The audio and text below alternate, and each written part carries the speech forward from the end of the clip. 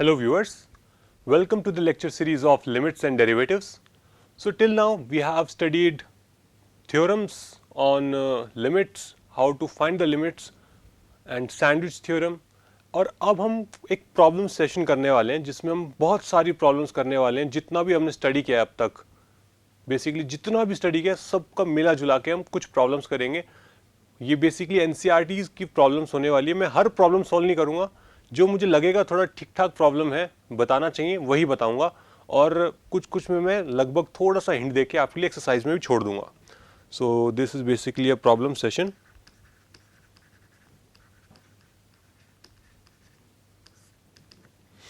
So the first problem, x tends to pi x minus 22/7. ये वैसे तो बहुत सिंपल प्रॉब्लम है, बहुत ही ज़्यादा सिंपल प्रॉब्लम है, कुछ भी नहीं है इसके अंदर. बट इसका डिस्कस करने का मेन मोटिव ये है कि आपको एक बात बतानी थी बहुत इंपॉर्टेंट, कि अक्सर आपने देखा होगा एनसीईआरटीज़ में वगैरह जब आप प्रॉब्लम सॉल्व करते हैं तो वहाँ लिखा होता है एज्यूम वहाँ पे लिखा होता है एज्यूम पाई इक्वल टू 22/7. और कुछ बच्चे मान लेते हैं कि पाई की वैल्यू 22/7 होती है. तो मैं आपकी जानकारी के लिए एक बात बताना चाहता हूं कि पाई की वैल्यू 22/7 नहीं होती है. पाई एक इर्रेशनल नंबर है और 22/7 एक रैशनल नंबर है. तो इर्रेशनल और रैशनल दोनों आपस में कभी बराबर नहीं हो सकते हैं. तो ये एक गलत स्टेटमेंट है बिल्कुल कि पाई इक्वल टू 22/7 जो ये एक्सप्रेशन है ये टोटली रॉन्ग है. सो पाई की वैल्यू इनफाइनाइटली जाती है, non terminating non recurring values आती हैं. तो वो तो एक अप्रोक्सीमेट सिंप्लिसिटी के लिए, कभी कभार प्रॉब्लम में सिंपली आंसर आ जाए, कोई 22/7 वाली क्वांटिटी आ रही होगी वो कट जाए, इसीलिए बुक्स में ऐसा दे दिया जाता है. बट पाई की वैल्यू 22/7 नहीं होती है. सो यहाँ पे एक बहुत कॉमन मिस्टेक होती है स्टूडेंट्स जो करते हैं कि पाई की वैल्यू 22/7 मान के इसको क्या करेंगे, जीरो बोल देंगे. तो ये गलत है, आंसर जीरो नहीं होगा. क्यों नहीं होगा? क्योंकि पाई की वैल्यू 22/7 होती ही नहीं है. That's why I wanted to discuss this problem कि है बहुत सिंपल बट बच्चे गलती करते हैं इसके अंदर. सो this will B pi minus 22/7 होगा इसका आंसर. ठीक है, तो चलिए अब चलते हैं सेकंड प्रॉब्लम पे. Limit x tends to 0 x plus 1 to the power 5 minus 1 upon x. इसके कैसे करें? तो इस प्रॉब्लम को सॉल्व करने के लिए हमने एक फॉर्मूला स्टडी किया था, थ्योरम देखी थी. वो क्या थी? Limit x tends to a x to the power n minus a to the power n upon x minus a is equal to n a to the power n minus 1. अब सोचने की कोशिश करो कि ये वाली फॉर्म इसमें कैसे आएगी. रिकॉल करो, अपन ने एक एग्जाम्पल देखा था जहां पे अंडर रूट एक्स प्लस 1 कुछ था और हमने x प्लस 1 को क्या किया था, y लेट कर लिया था और फिर हमारी डिजायर्ड फॉर्म आ गई थी.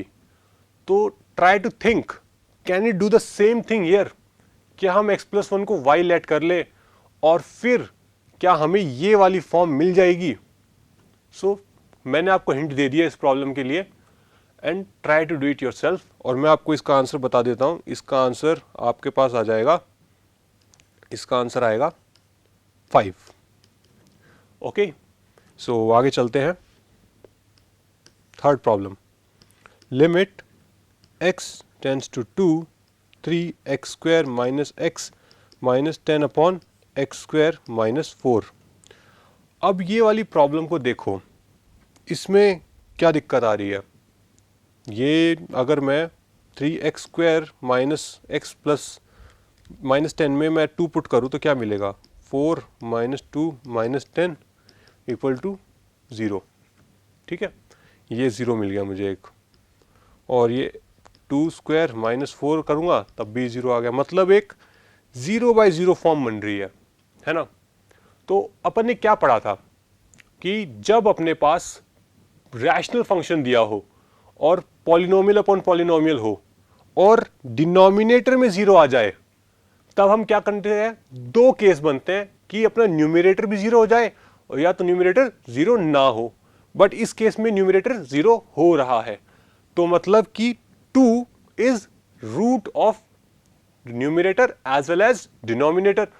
तो वो वाली क्वांटिटी जो हमारे डिनोमिनेटर को 0 बना रही है उसको मैं किसी तरीके से एलिमिनेट कर दूं with the help of numerator, then we are done.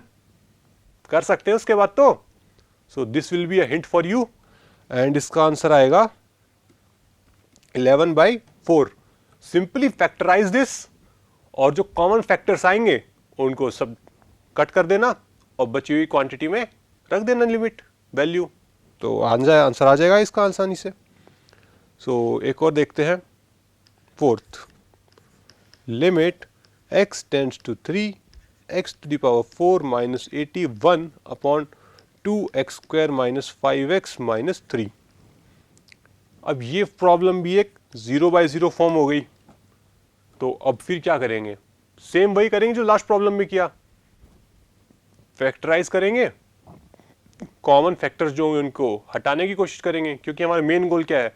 Denominator से 0 हटाना, और वो अगर हट जाए तो बहुत बढ़िया बात है, नहीं हटा तो लिमिट डज नॉट एग्जिस्ट। तो ये प्रॉब्लम भी ऐसे ही आसानी से हो जाएगा और इसका आंसर आएगा 108/7। तो चलो आगे चलते हैं, problem number 5, limit z tends to 1 z to the power 1/3 minus 1 upon z to the power 1/6 minus 1। ये भी एक क्या है? 0/0 फॉर्म है, बट इसके अंदर क्या करोगे आप? सोच के देखो, कुछ कर सकते हैं क्या? क्या हमें जो फॉर्म पढ़ी, हमने क्या फॉर्म पढ़ी है? हमने पढ़ा है x to the power n minus a to the power n upon x minus a, ये पढ़ा है अपन ने। और मैंने आपको क्या कहा था कि जिस क्वांटिटी की जरूरत हो वो मल्टीप्लाई डिवाइड कर लेते हैं। तो क्या मैं यहाँ पे z to the power 1/3 minus 1 sorry z minus 1 ऊपर नीचे मल्टीप्लाई कर दूंगा तो क्या मेरी हेल्प हो जाएगी? क्या ये प्रॉब्लम सॉल्व हो जाएगा? देखते हैं चलो करके। z minus 1/3 मैं ऊपर नीचे z minus 1 मल्टीप्लाई कर रहा हूं, ठीक है। So this can be written as z to the power 1/3 minus 1 into z minus 1 upon z to the power 1/6 minus 1 upon z minus 1। लग तो रहा है हो जाएगा। अगर मैं इसकी लिमिट क्या आएगी? 1 इंटू 1/3 माइनस 1 और ये 1/3 और इसकी क्या आ जाएगी? 1 upon 1/6। So this will work, so there is no issue with this. So answer क्या आ जाएगा यहाँ पे? 2 आ जाएगा, ठीक है। या फिर इसका एक अल्टरनेटिव वे भी है इसको सॉल्व करने का, बहुत अच्छा तरीका है कि आप क्या करो, लेट कर लो, let z to the power 1/3 equal to x square. ये तो एक मेथड 1 हो गया, ठीक है। और मैं ये बताता हूं method 2, z to the power 1/3 को अपन लेट कर लेते हैं एक्स स्क्वायर। तो देखते हैं क्या होता है। तो ऐसा करने पर मेरे को क्या मिलेगा? एक्स स्क्वायर माइनस 1 अपॉन यहाँ पे क्या आ जाएगा?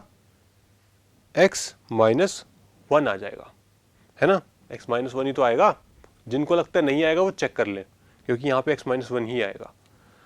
तो अब यहाँ पे लिमिट में क्या चेंज आएगा? z जैसे जैसे 1 को जाएगा तो x कहाँ जाएगा? वो भी 1 को जाएगा। तो मतलब अब हमने क्या किया, एक मल्टीप्लाई डिवाइड करने की जरूरत ही नहीं पड़ी, हम डायरेक्टली ही कुछ लेट करके अपनी डिजायर्ड फॉर्म लेके आ गए। अब इसके अंदर सिंपली रख दो 2 into 1 to the power 2 minus 1, so this will be 2।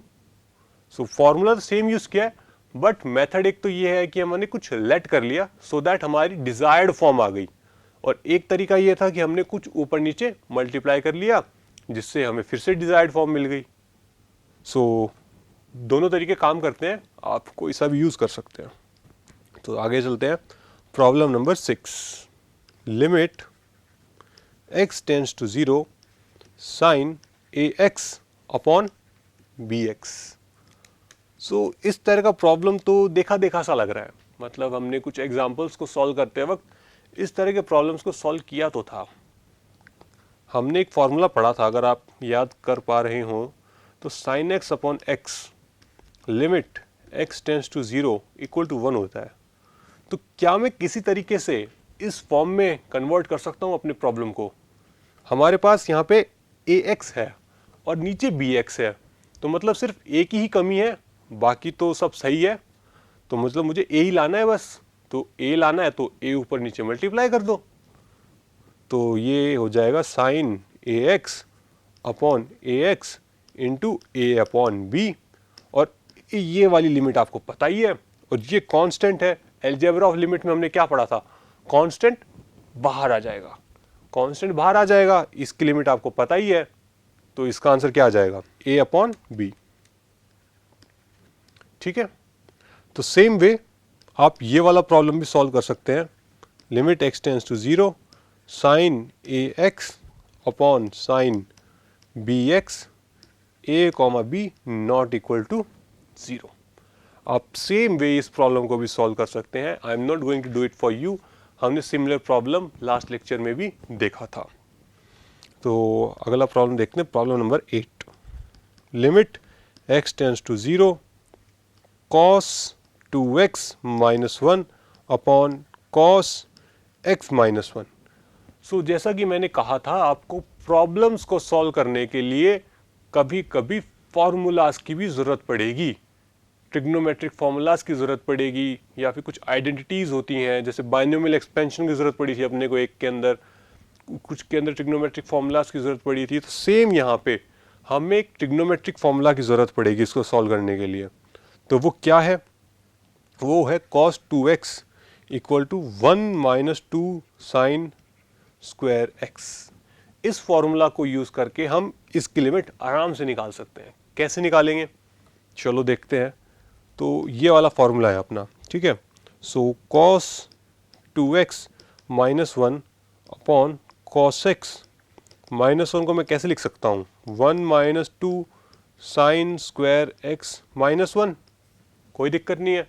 But नीचे तो cos है, cos x है, सिर्फ 2x है ही नहीं, और हमारा फॉर्मूला 2x के लिए है।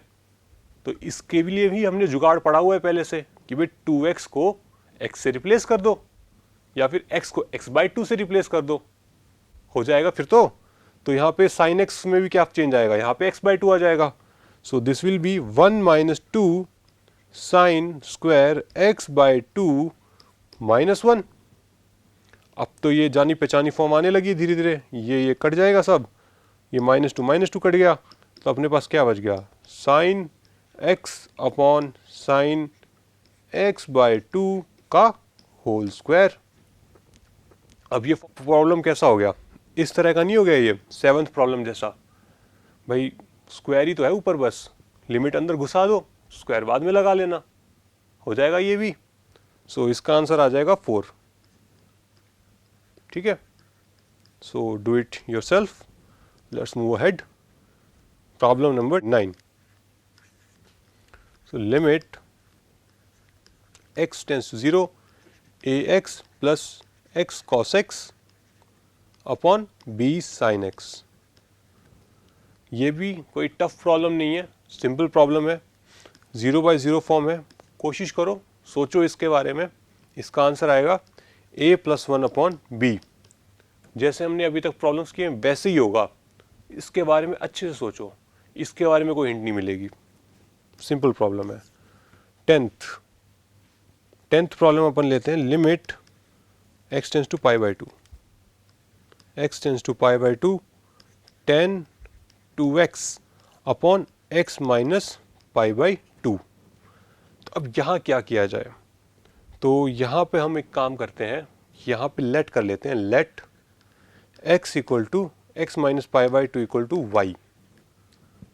ठीक है, तो उससे क्या फ़र्क पड़ेगा, उससे हमारी लिमिट में चेंज आएगा, y टेंस टू क्या हो जाएगा, 0 हो जाएगा, क्योंकि x जैसे जैसे π/2 को जाएगा, एज x टेंस टू π/2 तो x माइनस π/2 कहाँ जाएगा, 0 को जाएगा। So therefore y tends to 0, तो y टेंस 0 आ गया, तो x की जगह क्या लिखूंगा मैं, यहाँ से क्या कह सकते हैं, y plus π/2 equal to x होगा। So this will be 10 twice of y π/2 upon y। ठीक है, तो अब ठीक ठाक लगने लगी है प्रॉब्लम, ज़्यादा दिक्कत वाली लग नहीं रही है। तो अब आप खुद ट्राई करना इसको सॉल्व करने की। ठीक है, तो इसका आंसर मैं बता देता हूँ, आंसर आएगा 2। तो थोड़ी बहुत हिंट काफ़ी है, ये सिंपल प्रॉब्लम्स है, इनमें इतना टाइम नहीं लगाएंगे अपन, डायरेक्टली आगे बढ़ते रहेंगे। Find limit x tends to 0 fx, limit x tends to 1 fx, where fx is equals to 2x plus 3, 3x plus 1, x less than equal to 0, x greater than equal to 0। तो ये problem अपने को given है और अपने को limit निकालनी है fx की एट x टेंड्स टू 0 और एट x टेंड्स टू 1 पे। तो एक एक करके करते हैं, पूरा नहीं करेंगे, मैं आपको बेसिक ओवरव्यू दूंगा इस प्रॉब्लम का भी। तो सबसे पहले इसको पकड़ते हैं अपन, x टेंड्स टू 0 fx, ठीक है। तो अपन ने क्या देखा था, अपन ने स्टडी किया था कि जब पीस वाइज फंक्शन को सॉल्व करते हैं तो अपन लेफ्ट हैंड लिमिट और राइट हैंड लिमिट दो तरह की लिमिट निकालेंगे, और अगर वो दोनों कोइंसाइड करती हैं then we say our limit exist. So left hand limit के लिए हम क्या करेंगे, limit x tends to 0 minus fx, और 0 माइनस मतलब 0 से छोटी वैल्यूज ले रहा है, 0 की लेफ्ट साइड वाली वैल्यूज, 0 ये 0 आ गया अपना, और ये वाली कौन सी वैल्यूज होती हैं, नेगेटिव होती हैं। और जब नेगेटिव लेगा तो हमारा फंक्शन क्या ले रहा है, 2x plus 3। So this will be limit x tends to 0 minus 2x plus 3 is equals to 3। तो same way right hand limit भी निकाल सकते हैं आप आसानी से, और वो भी क्या आ जाएगी आपकी, 3 आ जाएगी। So therefore left hand limit और राइट हैंड लिमिट दोनों क्या कर रही हैं, कोइंसाइड कर रही हैं, तो limit will exist and is equals to 3। तो in the same way you can find this portion also for x tends to 1। x tends to 1 में क्या होगा, सेम लेफ्ट और राइट में तोड़ेंगे अपन। तो लेफ्ट हैंड लिमिट में क्या करेंगे, L1 माइनस करेंगे, 1 माइनस मतलब 1 यहाँ आ गया अपना, मतलब इसके नेबरहुड में स्टडी करेंगे। तो 1 माइनस 1 से जब छोटी वैल्यूज लेगा तो उस टाइप में कब जाएगा, इसमें घुस जाएगा 3x प्लस 1 में, और जब 1 से बड़ी वैल्यूज लेगा तब भी सी में चला जाएगा। तो सॉल्व कर लेना और चेक कर लेना लिमिट एग्जिस्ट करेगी नहीं करेगी, और करेगी तो क्या वैल्यू आएगी। So this is a simple problem you can do. So same way ये प्रॉब्लम भी आप आराम से कर सकते हैं, limit x tends to 1 fx where fx equal to x square minus 1 minus x square minus 1, x less than two x greater than 1, ठीक है। सो ये एक प्रॉब्लम आई है अपने पास, ये एक काफ़ी ज़्यादा सिमिलर प्रॉब्लम है, इसके अंदर कुछ अलग नहीं है, हमें 1 के अराउंड लिमिट सॉल्व करनी है। तो आप एज यूजुअल क्या करेंगे, लेफ्ट हैंड लिमिट निकालेंगे और राइट हैंड लिमिट निकालेंगे। तो लेफ्ट हैंड लिमिट के लिए जब करोगे तो आपका फंक्शन ये वाला आ जाएगा, और जब राइट हैंड लिमिट के लिए करोगे तो आपका फंक्शन ये वाला आ जाएगा। और अगर वो दोनों बराबर आ जाते हैं तो लिमिट विल एग्जिस्ट, और otherwise limit does not exist, ठीक है। तो चलो अब एक और प्रॉब्लम करते हैं, last problem for this lecture, problem number 14, x tends to 0 fx find करना है अपने को, और fx गिवन है अपने को mod x upon x, x not equal to 0 और 0 x इक्वल टू 0। अपने को 0 के अराउंड स्टडी करना है और अपने को गिवन ये है। तो अब लेफ्ट हैंड लिमिट निकालेंगे, राइट हैंड लिमिट निकालेंगे, सेम मेथड सेम है, बट इसमें नया क्या है, यहाँ पे मॉड लिखा हुआ है अपने पास। तो सबसे पहले अपन यहाँ क्या करेंगे, मॉड को ब्रेक करने का काम करेंगे, यही चीज़ अलग है इस प्रॉब्लम में, बाकी कुछ नया नहीं है। तो पहले अपन क्या करेंगे, मॉड को ब्रेक करेंगे। तो मॉड x, जब x ग्रेटर देन 0 होता है, जब x ग्रेटर देन 0 होगा तो ये क्या होगा, x अपॉन x, ठीक है।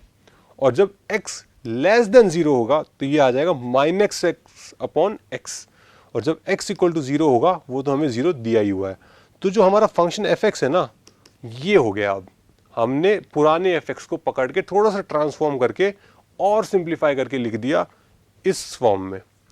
अब इसको हम आराम से सॉल्व कर सकते हैं लेफ्ट हैंड लिमिट और राइट हैंड लिमिट के लिए। तो लेफ्ट हैंड लिमिट निकालते हैं पहले, ठीक है। So limit x tends to 0 minus fx तो 0 माइनस मतलब x less than 0. So x less than 0 में कितना है अपना minus x upon x. So ये कितना हो जाएगा limit x tends to 0 minus x upon x. ये कट जाएगा, ये कितना आएगा -1 और ये आ गया -1. ठीक है, राइट हैंड लिमिट निकालोगे अब आप x tends to 0 plus f x equal to limit x tends to 0 plus x upon x. Right hand limit जब निकाल रहे हैं मतलब x ग्रेटर देन 0 के लिए जब ले रहे हैं तो आपका फंक्शन कौन सी वैल्यू ले रहा है x अपॉन एक्स ले रहा है. तो हमारा फंक्शन क्या होगा x upon x. So this will B 1. सो ये आ गया 1. और लिमिट के लिए एग्जिस्टेंस की हमने क्या बात की है कि लेफ्ट हैंड लिमिट और राइट हैंड लिमिट दोनों क्या होनी चाहिए बराबर होनी चाहिए. But since left hand limit is not equal to right hand limit, therefore limit does not exist. ठीक है, सो एक काफ़ी सिंपल सा प्रॉब्लम था. ठीक है, सो इसमें आपको कोई ज़्यादा दिक्कत आएगी नहीं. मेन ब्रेक डाउन करने की बात थी. सो मैंने पहले भी कहा था जो कॉम्प्लेक्स प्रॉब्लम होते हैं उनको भी सिंप्लीफाई करने की कोशिश किया करो और सिंप्लीफाई करने के बाद फिर सोचो कि उस सिंप्लीफाइड वे को कैसे सॉल्व कर सकते हैं तो कॉम्प्लेक्स वाला आराम से सॉल्व हो जाता है. ठीक है, so that would be all for this lecture. So thank you very much.